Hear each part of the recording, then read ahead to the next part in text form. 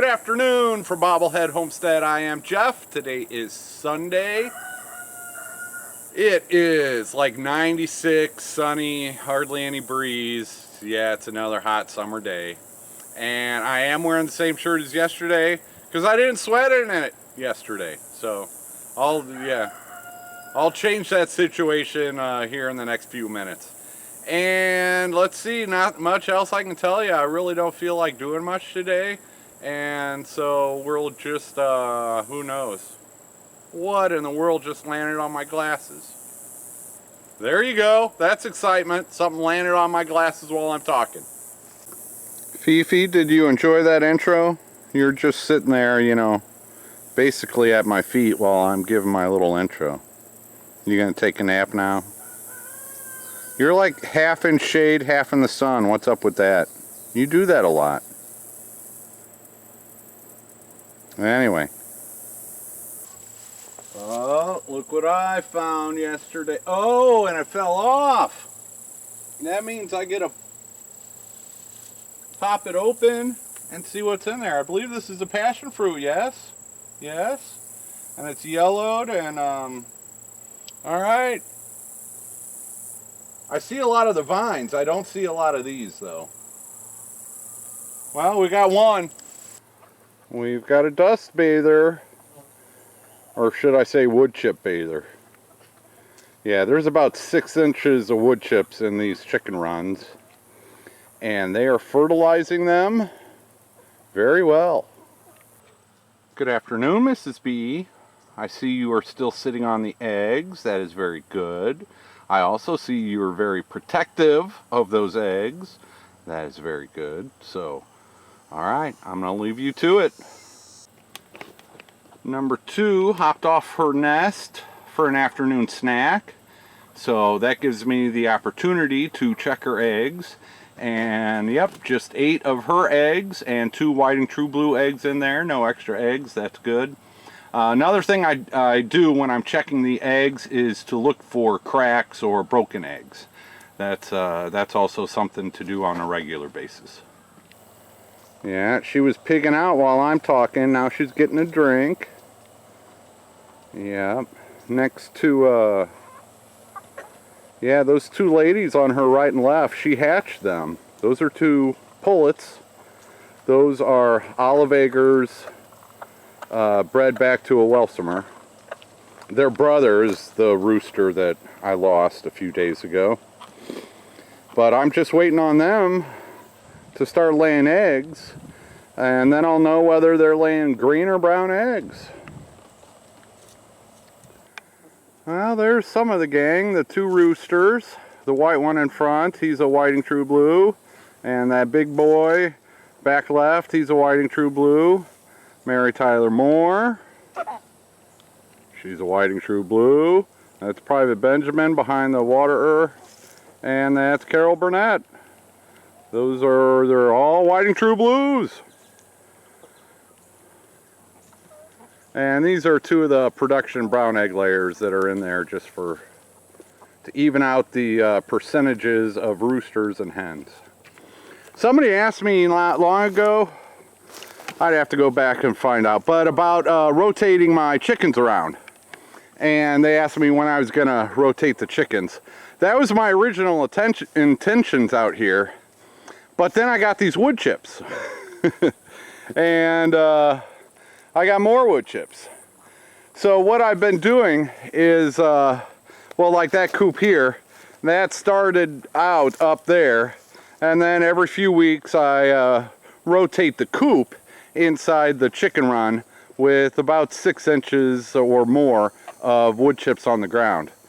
And I also about every 2 weeks, if not sooner, yeah, there are cows back there. About every 2 weeks, I go in under the roosting bars, and if there's a lot of wood chips there, I'll shovel those out and spread them around, and then put more wood chips in there. But usually it's you know, they've already spread them out pretty good. So usually I just go in there and put another, you know, 1-2 inch layer of wood chips underneath their roosts, and sprinkle diatomaceous earth when I do that. So I do the diatomaceous earth usually twice a month. But yep, this chicken coop, that's Mary Tyler Moore. Started out right in front of Mary Tyler Moore and then worked its way back. And Drew usually helps me move the chicken coops around. And they're about due for another move. But with all those wood chips I got, it's all cool. And what they're doing is, I'll be moving them in the spring when I plant into these wood chips. Yeah, so they will probably stay here on these wood chips all winter long. We'll just see about that. I'll play it by ear. But yeah, this is exactly where I want them because of the wood chips. If I didn't have the wood chips, I'd be trying to move them around a lot more often. But because I have these wood chips here, I want the chickens to prepare them for garden next spring. And what am I going to grow out here? I'll probably grow, you know, ground vining stuff, pumpkins, squash, you know, cantaloupe, you know, watermelon, stuff like that. I'll probably try those out here. And who knows? Who knows? There's a long time between now and then, so I can pick and choose what I want to grow out here. But it seems like the larger ground plants would be a good idea. Yeah, you can kind of see how deep the wood chips are in here. And I'm hoping that, you know, it won't be the best back to Eden garden next year.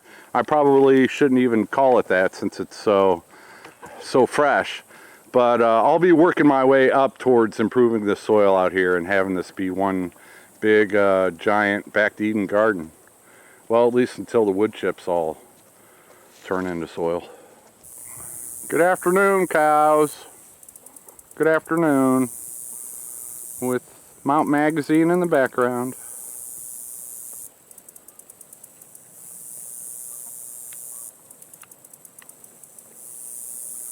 Oh, I should have consulted my cow joke book. Well, I'll learn my lesson someday. Yeah, that's a lot of wood chips, and there's more over there too. So, it's gonna be a busy winter around here. Where's Bob at? He hasn't been following me around like he usually does. Is he passed out somewhere? Or did he follow me into the mobile home and I closed the door behind him again? He's been doing that a lot lately. I'll go check. Alright, got my printer and my printer paper moved in.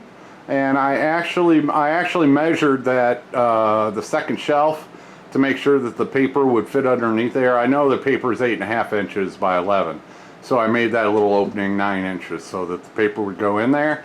And it is a little tall for me. There is a scanner on top of that, but I don't use the scanner very much. So if I do need to use it, I can just lift it up and put it down here on the table to do scanning. But otherwise, if I'm just printing stuff, it'll pop out there. I can grab it, and that'll be good enough. Moving right along on my computer corner. Next, my speakers, my good speakers. And they are in one of those plastic storage tubs buried under other plastic storage tubs, so I'll get around to that when I get around to it. It does not take long when it's 96 degrees and humid for your shirt to be drenched, so yep, that always happens. Yeah, just all I did was check the eggs, I refreshed some waters, took some video, talked to the chickens, so I don't know how long that took. That was probably half an hour. It happens. Yeah, not a lot going on today. Just not feeling the motivation to do a bunch. And so I don't know if anything else is on tap. Probably not. That's Bob shaking the camera. He wants his scratches. Okay, thanks for watching. Thanks for making Bobblehead Homestead a pretty cool place for me. Doesn't look it, but it's getting there. And take her easy, everybody. I'll see you tomorrow. And there's Bob and his favorite, that's your favorite early evening spot, it seems like. Yep.